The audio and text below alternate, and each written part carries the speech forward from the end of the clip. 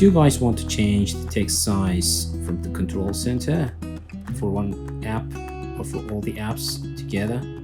Right, stay with me so that you can do this. Alright guys, welcome back to the channel. In this video I'm going to show you how you can change the text size on your iPhone, quickly and easily. But the other thing actually, which is like maybe a hidden feature here, is that you can change the text size of like an app specifically without changing the text size of like everything on your iPhone.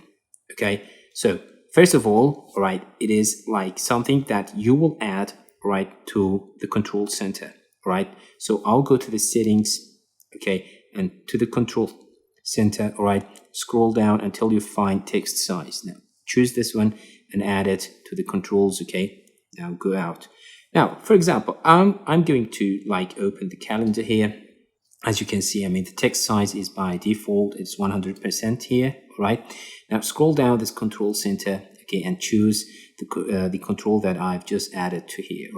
So I have two options here, which is really something cool.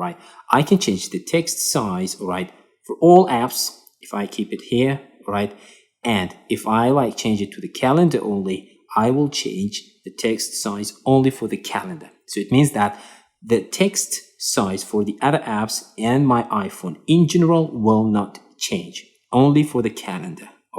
So now it is 100% by default. Okay, now let's change it. I'm going to change to 310%. Let's go back. You see, it's really large here. If I go out, you see that the names of the apps and everything is just like the same before. So if you want to do this, you will just add this control to the control center.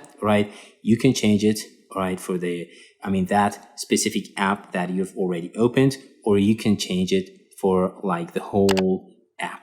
Okay, so thanks for watching. See you next time.